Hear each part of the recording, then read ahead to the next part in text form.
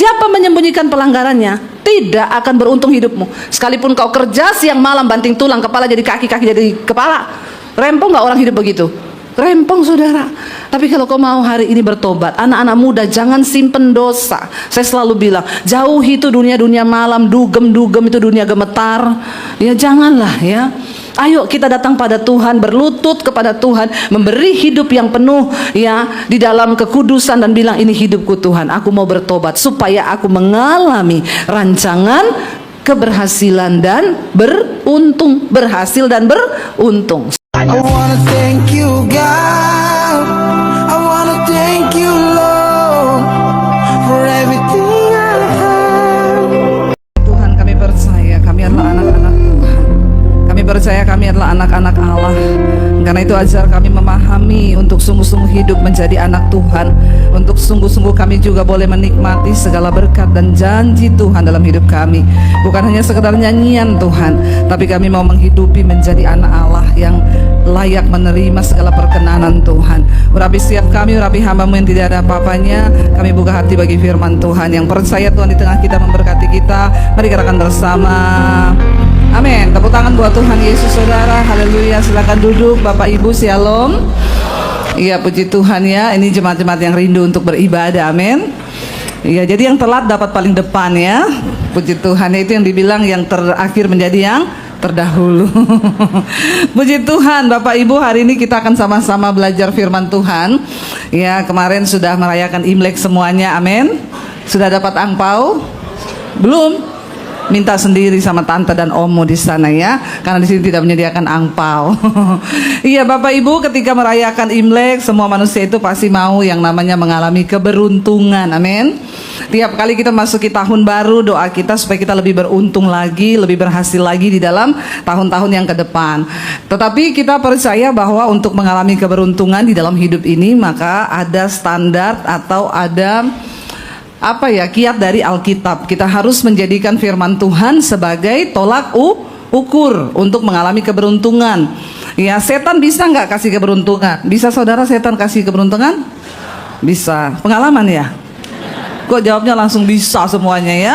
Pergi ke Gunung Kawi bisa kaya?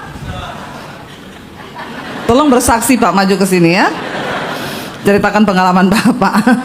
Kayaknya sudah tahu sekali. Tetapi kalau Tuhan itu berkata bahwa rancangan Tuhan bagi kita itu adalah keberhasilan dan keberuntungan. Bukan hanya berhasil tapi beruntung ya. Dan hari ini kita sama-sama pengen belajar siapa yang mau berhasil dan beruntung. Semua ini ya, yang nggak mau pulang saja ya. Tapi ini semuanya mau. Kita mau lihat dari firman Tuhan, saudara, apa yang Alkitab katakan supaya hidup kita tuh berhasil dan beruntung. Baca bersama Yosua pasal yang pertama ayat yang ke-7 dan ayat yang ke-8. Yuk kita lihat Yosua 1 ayat 7 dan ayat yang ke-8. Kita baca bersama. Ya, firman Tuhan berkata 1, 2, 3. Hanya kuatkan dan teguhkanlah hatimu dengan sungguh-sungguh. Bertindaklah hati-hati sesuai dengan seluruh hukum yang telah diperintahkan kepadamu oleh hambaku Musa. Janganlah menyimpang ke kanan atau ke kiri, supaya engkau beruntung kemanapun engkau pergi. 8. Janganlah engkau lupa memperkatakan kitab Taurat ini, tetapi renungkanlah itu siang dan malam, supaya engkau bertindak hati-hati sesuai dengan segala yang tertulis di dalamnya, sebab perjalananmu. Amin, saudara. Ya, ketika Musa mati, ya, Musa selesai dari semua tugasnya, maka harus ada pengganti. Lalu diangkatlah Yosua. Yosua ini masih muda, saudara, tapi dia harus membawa beban melakukan tugas yang dilakukan oleh Musa untuk membawa bangsa Israel masuk ke tanah perjanjian, untuk mengalami hidup yang lebih baik, keluar dari perbudakan di Mesir, agar mereka mengalami hidup yang penuh dengan berkat-berkat Tuhan. Ketika Musa mati, Yosua harus menggantikan Musa. Menurut saudara, kira-kira susah atau susah? Ya, menggantikan Musa membawa bangsa ini keluar dari Mesir ke tanah perjanjian. Seperti yang sudah saya katakan lalu, saudara, Tuhan itu punya rencana atas hidup kita yang harus kita tuju, yang namanya itu tanah perjanjian. Ya, sampai detik ini kita masih punya itu dan kita harus menuju ke sana sampai kita mencapai tanah perjanjian yang Tuhan beri buat kita, yaitu apa? Kehendak Tuhan yang sempurna atas hidup kita. Itu tanah perjanjian kita. Ya. Nah, untuk menuju ke sana itu memang tidak mudah. Bahkan banyak orang tidak bisa mencapai itu, Saudara. Nah, kita semua harus mencapai itu. Ketika Yosua akan menggantikan Musa saat Musa mati, tidak gampang.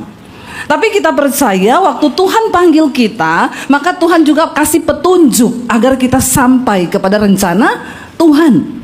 Ya, dan memang tidak gampang. Dibutuhkan juga waktu yang tergantung dari ketaatan kita. Cepat atau lambat proses dalam hidup kita ini tergantung dari ketaatan kita. Makanya jangan suka muter-muter terus di padang gurun. Ya, capek, Saudara.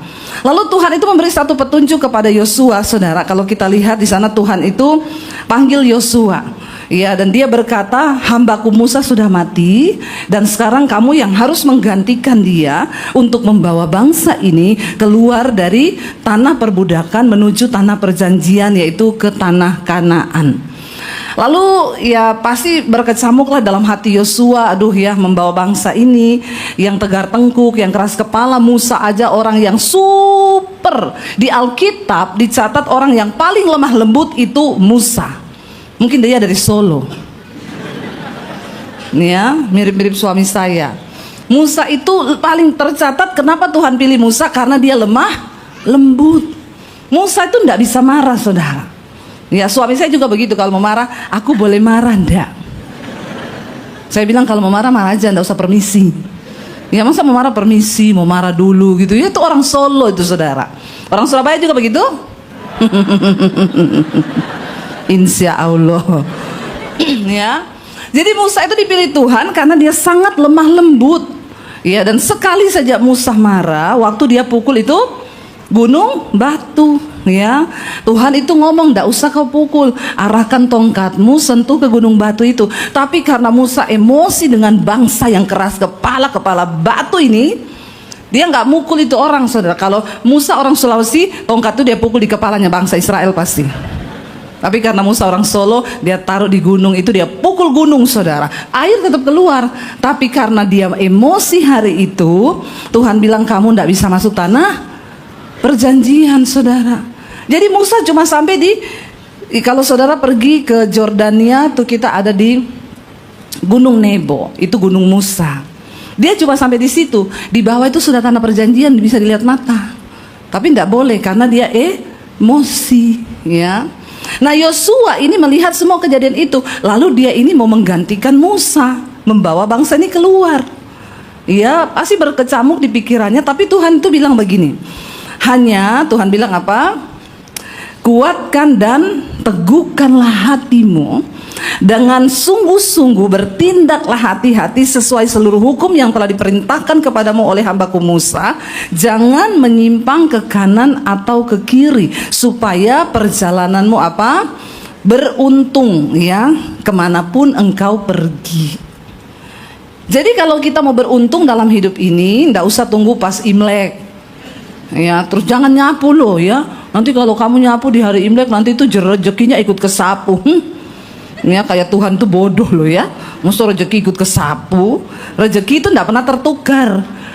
Amin. Enggak pernah bingung datangnya. Makanya ada yang WA saya, "Bu, saya tuh emosi. Saya kan buka toko. Sama tetangga saya disaingi, dia buka toko yang sama di sebelah saya, Bu. Jadi itu saya marah tiap hari." Saya bilang, "Bu, orang boleh niru tokomu, orang boleh niru usahamu, tapi berkat tidak bisa ditiru." Katakan. Tepuk tangan buat Tuhan Yesus. Karena berkat itu tahu ke siapa dia akan pergi, dan malaikat tuh nggak pernah salah alamat. Amin. Ya, makanya hidup sesuai firman Tuhan. Alkitab bilang kalau orang hidup rukun bersama, kesanalah berkat Tuhan itu diperintahkan. Makanya jangan banyak berantem suami istri. Amin. Kalau banyak berantem tidak ada berkat. Ya, Tuhan udah mau kirim mobil nih, lagi berantem. Malaikat bilang, "Lagi berantem Tuhan." "Nggak jadi, kirim ke Bu Dewi aja." Maka dikirimlah ke rumah saya diberkati banyak. Karena saya sama suami jarang berantem, hampir nggak pernah berantem. Kalaupun berantem 5 menit cukup, amin. Coba lihat-lihatan yang suami istri. Tolong suami istri lihat-lihatan. Cepat sekarang perintah ini, perintah. Jangan lihat istri orang, lihat istrimu sendiri. Ya, coba lihat-lihatan, bilang, sayang kita berantem 5 menit cukup ya supaya hidup kita beruntung, amin. Nah, kau ribut terus dalam rumah tanggamu, bagaimana kau beruntung? Ya, enggak mungkin saudara, itu energi negatif yang ditarik saat kita ini berantem. Dosa itu membawa hidup kita ini terkutuk. Makanya Alkitab ini Tuhan bilang kepada Yosua, teguhkan dan kuatkan hatimu. Untuk apa? Aku mau menjadi pelaku firman. Aku tidak mau menyimpang ke kanan atau ke kiri. Kalau Tuhan bilang jangan marah-marah, ya jangan marah-marah. Tapi kau bilang, tapi saya suka emosi. Itu urusanmu, taklukkan dagingmu. Makanya Rasul Paulus bilang, aku melatih tubuhku dan menguasainya seluruhnya, supaya jangan sampai aku sudah memberitakan Injil, tapi aku ini ditolak. Ya, jangan ada alasan. Ya, untuk melakukan firman itu jangan ada alasan. Harus kuatkan dan teguhkan hati. Apapun yang terjadi, aku mau bertindak, berjalan sesuai dengan firman Tuhan. Ya, supaya hidupmu tuh berhasil dan beruntung. Tuhan bilang, kemanapun engkau pergi. Jadi bagi orang yang percaya dan hidup dalam ketaatan, tidak ada tempat sial. Amin. Kemanapun engkau pergi, berkat Tuhan akan mengikuti, walaupun rumahmu tusuk. Ya, ada loh saudara, saya itu dulu mau beli rumah tusuk sate. Saya tanya sama orang, bang, ini saya bisa KPR nggak? Oh nggak bu, kenapa? Soalnya tusuk sate. Bang juga percaya nih tusuk sate ini? Bukan soal bang percaya bu, karena rumah begitu susah dijual. Kalau orang yang nggak bisa bayar, kita mau jual susah, karena itu tusuk sate. Kalau saya nggak apa-apa tusuk sate, ya saya tanya dulu, sate ini apa dulu nih? Kalau sate babi enak toh? Ya, saya beli rumah tusuk sate saudara. Akhirnya saya beli, kenapa? Harganya murah, apalagi kalau ada setannya, itu paling bagus saudara ya. Udah tusuk sate, murah, ada setan lagi. Ya, makanya nggak laku-laku. Ya, itu yang saya beli. Saya mau tanya, apakah ketika saya tinggal di rumah itu berkat saya berkurang? No, semakin diberkati. Ya, apakah terus sial datang dalam hidup kita? Enggak. Karena berkat itu ngikuti orang, bukan ngikuti rumah, katakan. Jangan salah memikirkan ya, jangan salah memandang, supaya kita jangan jatuh ke dalam berhala yang akhirnya kita jadi berdosa sama Tuhan. Bukan soal tusuk satenya. Apakah hidupmu berkenan pada Tuhan? Apakah engkau bertindak sesuai dengan firman Tuhan? Itu yang menentukan hidupmu diberkati atau tidak. Ya, saya beli rumah tusuk sate, saya beli rumah ada setannya. Kata satpamnya, itu ada setannya loh bu rumahnya. Siapa yang bilang? Kan saya satpam di sini. Saya kalau lewat tuh sering ada penampakan. Oh nggak apa-apa pak, saya beli, nanti saya usir. Setannya pindah ke posmu. Satpamnya bilang, astagfirullah ibu. Ya, nggak ada pak setan mau tinggal rame-rame dengan orang yang beriman. Kalau kita beriman, setan tuh nggak betah, kecuali kau temennya. Nah itu. Ya, kalau temannya dia senang tinggal, teman akrab lagi ya. Akrab sekali kita, sama-sama berdosa. Kan setan tuh suka yang banyak dosanya, tuh setan suka. Makanya saya suka bingung juga kalau ada orang Kristen bisa lihat-lihat, bisa dengar suaranya setan, bisa lihat setan, sementara suara Tuhan dia tidak pernah dengar. Nah, jadi kalau ini hamba Tuhan atau hamba setan? Ya, jadi yang pertama Bapak Ibu, teguhkan hatimu supaya sikapmu, tindakanmu seturut dengan firman Tuhan. Jangan melenceng ke kanan atau ke kiri. Memang untuk melenceng itu sangat tergoda kita ini. Ya, disuruh keluar dari firman itu tuh sangat tergoda. Tapi tetapkan hati. Misalnya nih, kau lagi butuh duit. Kalau firman Tuhan ajarkan apa? Jangan mengandalkan manusia, tapi berdoa datang kepada Tuhan. Tapi kan godaannya setan tuh gini, nggak usah lah, Tuhan kan nggak kelihatan, mending kau pinjam sama mertuamu. Waktu kau pinjam sama mertuamu, kau sudah terkutuk. Karena Alkitab bilang, terkutuklah orang yang mengandalkan Ini loh, kadang-kadang kita tidak mengerti yang begini-begini nih. Karena kita mencoba dengan kekuatan kita mencari keberuntungan dengan cara kita. Makanya hidup kita tuh muter-muter terus di padang gurun, tidak pernah mengalami terobosan bisa masuk ke tanah perjanjian. janjian. Saya ini ngomong sama saudara ini bukan karena saya cuma berteori, saya mengalami. Makanya saya bisa cerita. Diberkatilah orang yang mengandalkan Tuhan. Waktu butuh duit jangan buru-buru cari manusia, tapi duduk di kaki Tuhan, berdoa. Kemarin ada satu kesaksian yang luar biasa masuk di mesbah doa. Shalom Bu Debbie, saya mau bersaksi bagaimana pekerjaan Tuhan tuh ajaib katanya. Ya, jadi dia cerita suami saya tuh tiba-tiba meninggal Bu. Jadi meninggalnya itu dia habis sarapan bareng di rumah lalu pergi ke kantor. Istrinya masih dada-dada, suaminya pergi. Tiba-tiba siang jam 12 dapat kabar suaminya meninggal di tempat kerja. Istrinya bilang itu saya syok, saya kaget, saya tidak bisa berkata-kata karena Bu, saya nggak tahu mau ngapain. Saya ini nggak ada pekerjaan, cuma suami yang kerja dan saya juga tidak bisa menggantikan pekerjaan suami saya yang harus keliling menjadi distributor dan lain sebagainya. Akhirnya ketika suami saya meninggal, banyak pertanyaan di hati, kenapa Tuhan, saya belum siap, kenapa. Tapi dia bilang puji Tuhan, saya itu tiap malam dengar mesbah doanya Ibu Debbie. Ya, di sini ada yang dengar mesbah doa tiap malam jam 8 di channel saya Debbie Bachir TV. Kalau belum tolong subscribe. Ya, supaya imanmu tuh bertumbuh. Ini dia bersaksi. Lalu dia bilang saya salahin Tuhan kenapa, tapi waktu saya dengar mesbah doa, saya jadi sadar ibu selalu berkata semua yang terjadi di hidup kita ini seizin Tuhan. Soal takdir loh ya, bukan soal utang pinjol. Kalau itu urusanmu bukan urusan Tuhan, karena kau mengandalkan manusia. Tapi kematian, ya sakit apa tuh banyak memang Tuhan izinkan. Apalagi kematian itu memang takdir Tuhan. Lalu dia berusaha menerima takdir itu. Aku percaya bahwa ya udah semua yang terjadi itu seizin Tuhan. Akhirnya Bapak Ibu, satu hal yang dia takuti, kenapa? Ya suaminya itu meninggalkan cuma satu, hartanya mobil. Itu pun masih dalam keadaan nyicil di leasing. Lalu dia pergi ke leasing itu, dia bilang, Pak ini mobil, ya gimana ya Pak, karena suami saya meninggal, apakah ada asuransi suami saya di sini? Oh maaf Bu, kalau meninggalnya karena kecelakaan, maka Bapak bebas dari tanggungan. Atau hilang kecurian, itu yang ada di perjanjian leasing. Tapi kalau meninggalnya ya karena begini, enggak ada Bu. Jadi keputusannya ibu harus tetap bayar cicilan suami. Dia pulang dengan hati yang lemes, dia berdoa. Dia tadinya berpikir mau minta tolong sama siapa, karena ini sudah jatuh tempo 1 bulan. Dia cuma menangis sama Tuhan karena dia bilang memang saya nggak ada pekerjaan Bu, ya saya untung anak cuma 1 dan saya hidup dari tabungan saya seadanya.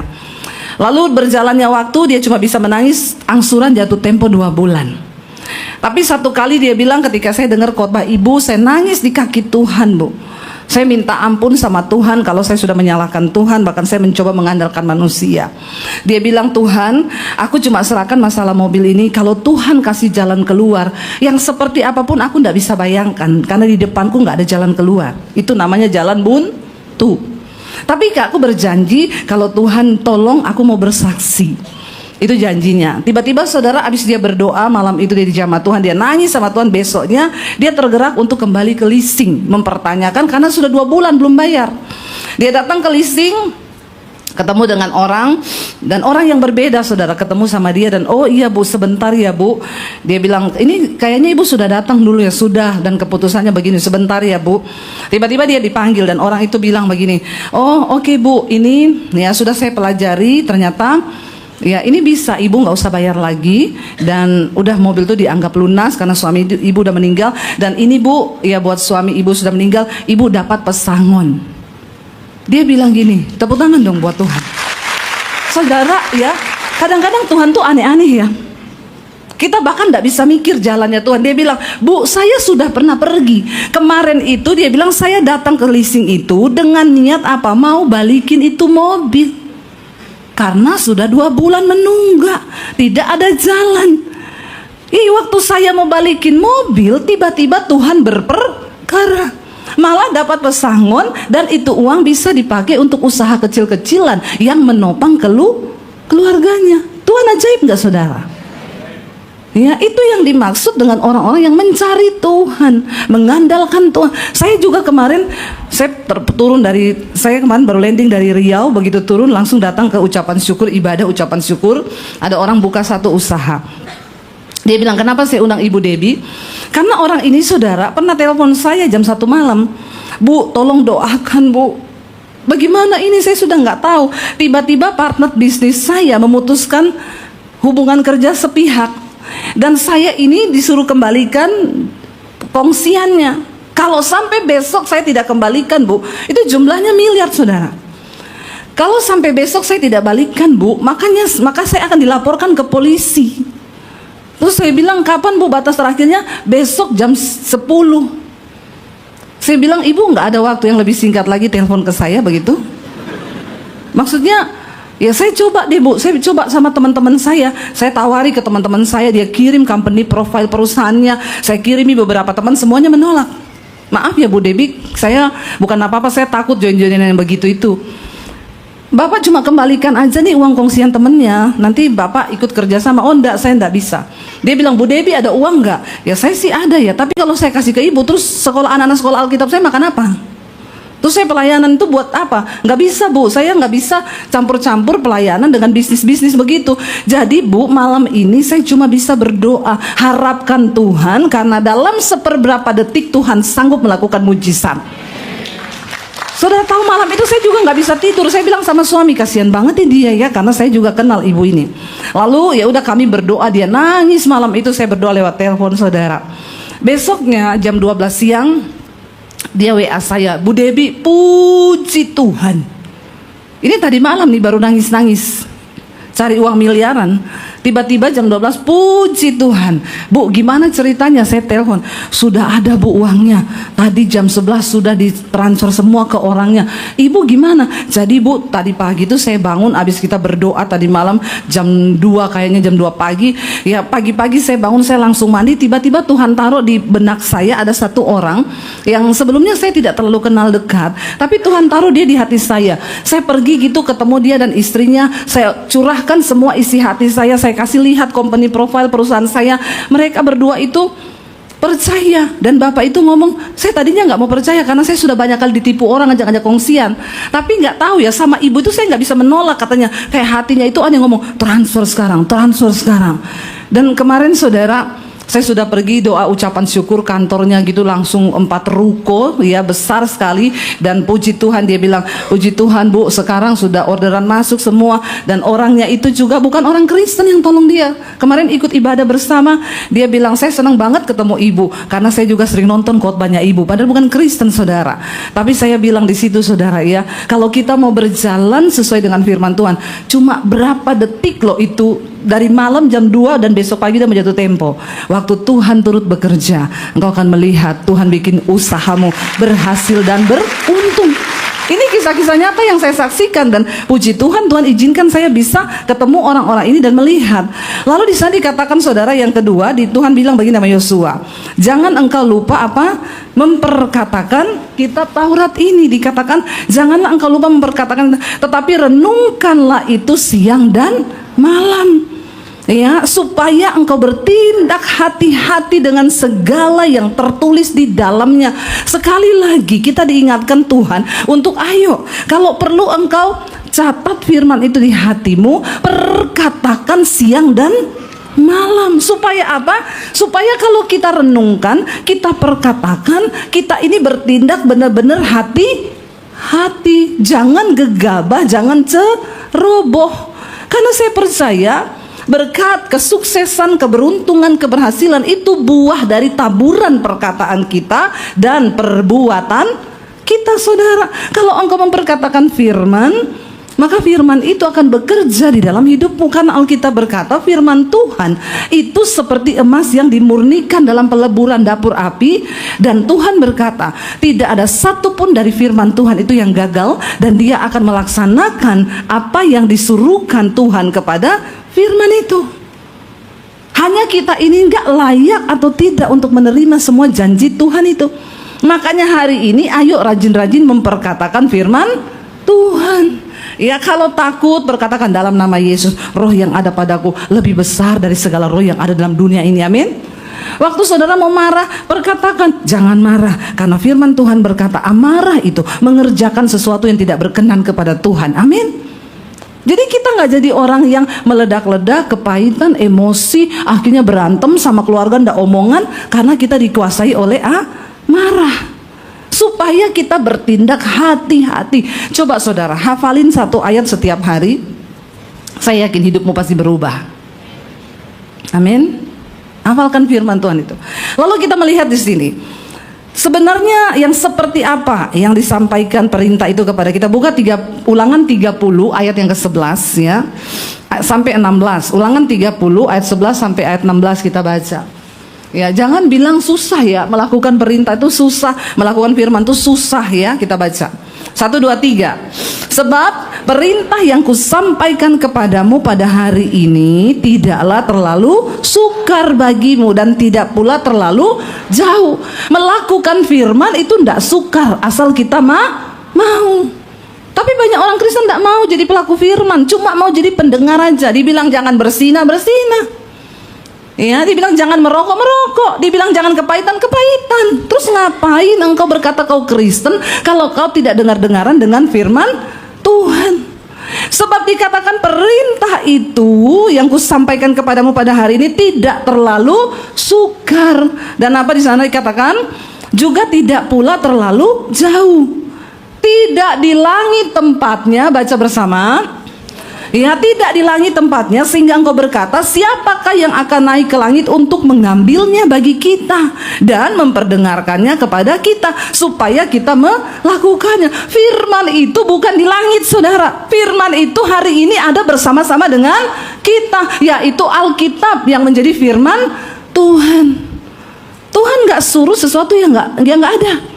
Ada, dikatakan firman itu ada. Dia bukan di langit sehingga engkau berkata siapa yang bisa ambilkan kita itu dari langit. Lalu dikatakan juga di sana apa? Juga tidak di seberang laut tempatnya sehingga engkau berkata siapa yang akan menyeberang ke seberang laut untuk mengambilnya bagi kita dan memperdengarkannya kepada kita supaya kita melakukannya. Baca bersama 1, 2, 3. Tetapi firman ini apa? Yaitu di dalam dan di dalam untuk di amin saudara. Firman itu dekat, yaitu dalam hati dan mulut kita. Sekarang tinggal pilihanmu, mau nggak simpan Alkitab, simpan firman dalam hati dan mengucapkan lewat mulut, supaya kita hidup bertindak sesuai dengan firman Tuhan. Pilihannya ada di tangan kita kok saudara. Makanya saya selalu bilang, itu loh orang mau konseling, Bu tolong dijawab. Saya baca, Bu saya itu hidupnya begini Bu. Ya memang sih saya ini bukan Kristen yang taat. Ya kagak usah konseling, tobat aja, amin. Heran saya, udah gitu ya tolong dong Bu dibalas. Nggak perlu dibalas, saya baca. Ini sih orang Kristen keras kepala batu. Dia udah tahu sebenarnya hidupnya, tapi pura-pura tidak tahu. Nggak usah konseling terus. Yang harus kau lakukan adalah bertobat. Ngapain konseling kalau nggak bertobat? Udah dibilang jangan berzina, jangan selingkuh, tetap aja berzina, tetap aja selingkuh. Dibilang jangan homo, jangan lesbi, tetap aja. Kemarin di Jakarta ketangkap 56 orang pesta seks, ya, satu kamar. Saya nggak bisa bayangkan tuh gurita, cumi-cumi semua ada dalam situ, kepiting. Itu kan aneh ya Bapak Ibu. Kita bayangkan aja udah jijik ya begitu. Dan yang saya heran, waktu saya lihat itu fotonya, nggak ada loh yang model-model tampang bencong, tulang lunak. Semuanya kelihatan keker loh. Ada yang udah punya istri, punya anak. Rata-rata mereka menikah. Aduh, mengerikan sekali zaman ini. Sampai ada anak gadis yang bilang, Bu Debbie, itulah sebabnya saya tidak mau menikah Bu. Karena sekarang ini istri-istri saingannya bukan cuma sama pelakor, sama cumi dan gurita. Banyak boti juga ya. Bertobat saudara. Bagaimana kita nggak jadi Sodom dan Gomora ini? Kita setengah mati berdoa supaya bangsa ini diluputkan dari murka Tuhan. Ada aja orang-orang yang bikin penghukuman itu turun kayak Sodom dan Gomora. Saya berdoa di sini nggak ada ya boti-boti. Ya Allah, subhanallah. Bener loh saudara, saya bayangkan satu kamar 56 orang, mereka pesta seks begitu, yang laki-laki semua tuh. Coba ya, saya juga kalau jadi Tuhan, udah saya bikin api turun itu di situ tuh. Ya, untung bukan saya loh Tuhannya. Tuhan tuh maha sabar. Karena Alkitab bilang Tuhan itu tidak berkenan pada kematian orang fasik. Sebenarnya Tuhan tidak mau orang berdosa itu mati, karena dia nggak berkenan. Tapi dia mau mereka itu bertobat. Tapi kalau nggak tobat-tobat juga ya bagaimana ya saudara ya? Tolonglah please, ayo kita jadi pelaku firman. Kalau dibilang jangan selingkuh, ya jangan selingkuh. Amin bapak-bapak. Amin juga ibu-ibu. Ini lagi heboh-heboh, viral-viral nih kasus perselingkuhan ini. Ya, nggak cuma bapak, ya bapak-bapak selingkuhnya juga sama ibu-ibu memang. Makanya nih bapak-bapak dan ibu-ibu saya harus tembak semua ini. Ya, karena kalau nggak ada ibu juga bapak juga nggak selingkuh katanya ya. Jadi ini aneh saudara. Ayolah kita ini mengejar perkenanan Tuhan. Dosa itu yang bikin hidup ini jadi sial. Bahkan dosa itu juga membawa noda bagi bangsa saudara. Kita nih perlu sungguh-sungguh berdoa buat bangsa kita, buat para pejabat kita supaya nggak hidup dalam dosa. Ya ini saudara, aduh, ya lihat begitu. Saya tadi pagi lagi dengar kasus hamba Tuhan besar bercerai karena istrinya lesbi. Ya, aduh, saya lihat, aduh Tuhan ya, kenapa nih dunia jadi begini? Setan itu berusaha menggiring kita ini untuk melakukan dosa. Tapi kita harus meneguhkan hati. Firman itu tidak jauh, ada di mulut dan di hati. Dengar baik-baik ya, kalau ada yang homo di sini, yang boti, yang lesbi, yang selingkuh, bertobat. Amin.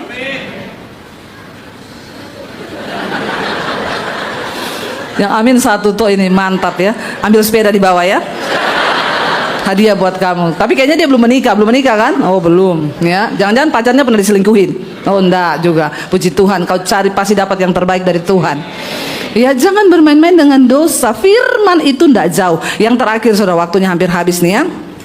Bagaimana supaya kita baca dulu ayat yang berikutnya tadi. Ingat ya. Lanjutannya, firman ini sangat dekat kepadamu. Karena pada hari ini firman Tuhan berkata apa? Ingatlah aku apa? Memperhadapkan kepadamu pada hari ini apa? Kehidupan dan keberuntungan, kematian dan kecelakaan. Karena pada hari ini aku memerintahkan kepadamu untuk apa? Ini perintah itu, ini perintah itu. Ini perintahnya, baca bersama. Karena pada hari ini aku memerintahkan kepadamu untuk apa? Mengasihi Tuhan Allahmu dengan hidup menurut jalan yang ditunjukkannya dan berpegang pada perintah dan ketetapan dan peraturannya supaya apa? Amin saudara. Ya jelas sekali supaya engkau hidup dan bertambah banyak dan diberkati oleh Tuhan Allahmu di negeri kemana engkau masuk untuk mendudukinya. Firman Tuhan itu tidak pernah berubah. Kalau ini diucapkan buat bangsa Israel ribuan tahun yang lalu, itu pun juga berlaku buat kita hari ini saudara. Yang terakhir, bagaimana supaya kita ini berhasil dan beruntung dalam hidup kita? Baca bersama yuk Amsal pasal 28 ayat 13 dan ayat 14. Amsal 28 ayat 13 dan ayat 14, baca bersama. Siapa menyembunyikan pelanggarannya tidak akan beruntung, tetapi siapa mengakuinya dan meninggalkannya akan disayangi. Ayat 14, berbahagialah orang yang senantiasa takut akan Tuhan, tetapi orang yang mengeraskan hatinya akan jatuh ke dalam. Ini firman yang katakan saudara. Dikatakan bahwa orang berbahagialah orang yang apa? Yang tidak menyembunyikan pelanggarannya, mengakuinya dan meninggalkannya. Tapi orang yang menyembunyikan pelanggarannya pasti hidupnya tidak akan biar kau usaha siang malam, biar kau banting tulang siang malam, kalau ada dosa yang kau sembunyikan dalam dirimu, maka percaya hidupmu tidak akan pernah beruntung. Karena berhasil dan beruntung itu berbeda. Banyak orang kelihatan berhasil, S1, S2, S3, S5, S12, lulus bagus cum laude, pekerjaannya bagus, tapi hidupnya menderita banyak. Tapi kalau rencana Tuhan, engkau berhasil dan beruntung. Ada orang kelihatannya tokonya rame, tapi begitu hitung-hitungan kok tidak ada untung ya. Padahal rame loh. Ada yang begitu? Ada. Jangan sembunyikan pelanggaranmu, akui di hadapan Tuhan supaya Tuhan pulihkan keadaanmu. Saya pernah doakan, ketemu satu orang ibu, dia cerita, Bu saya sudah menikah, nggak hamil-hamil, lama saya nggak hamil. Terus mau didoakan enggak? Udah di satu titik yang nggak usah Bu Debbie, saya juga sama suami sudah menyerah karena kami sudah sama-sama berumur ya, dan sudahlah kayaknya juga udah nggak bisa. Sudah minta doa semua pendeta tapi nggak hamil. Ada yang ibu mau cerita sama saya mungkin berhubungan dengan masa lalu waktu menikah pernah menolak keturunan dulu nggak? Kan ada orang kita nikah dulu ya, tapi nggak usah punya anak dulu. Kalau yang begini mending nggak usah nikah dulu, karena kau sudah menolak duluan. Dia bilang, oh enggak bu, kami waktu itu tidak menolak. Cuma saya mau tanya sama Bu Debbie, gini bu, dulu waktu saya pacaran masih muda, saya beberapa kali melakukan aborsi. Saya menggugurkan kandungan saya. Apakah itu bisa menjadi kutuk sehingga saya tidak punya anak? Saya bilang kalau ibu sudah mengakuinya di hadapan Tuhan, sudah minta ampun, ya sudah diampuni harusnya, asal ibu sudah bertobat. Tapi saya sih belum pernah mengakui ini bu di depan manusia. Saya sudah akui di depan Tuhan, tapi baru kali ini saya cerita sama Bu Debbie. Boleh ibu tolong doakan saya? Oke, kita berdoa. Firman Tuhan berkata, orang yang mengakui pelanggarannya, meninggalkannya, dia akan beruntung. Kita berdoa, kita putuskan kutuk itu. Saya berdoa buat dia, Tuhan, dia mengakui dengan mulutnya pada zaman dulu dia pacaran beberapa kali aborsi. Ampuni, patahkan kutuk itu dalam nama Yesus, beri keturunan. Saya kaget saudara, berapa bulan kemudian dia WA saya, Bu, saya hamil. Kok nggak ada yang wow ya? Ya, wow saudara. Cuma semudah itu, ternyata harus diakui. Ada dosa-dosa masa lalu yang itu diikat iblis saudara. Waktu kau mengakui itu, engkau melepaskan sesuatu, dia terlepas di bumi dan di sorga. Sebab apa yang kau ikat di dunia terikat di bumi dan di sorga. Apa yang kau lepaskan di bumi terikat di bumi dan di sorga. Ayo tinggalkan dosa, jangan sembunyikan pelanggaran. Ya, hari ini yang masih sembunyi-sembunyi simpan-simpan dosa nih, ya, tatap mata saya. Cepat mengaku. Ya, mengaku sama Tuhan nomor satu.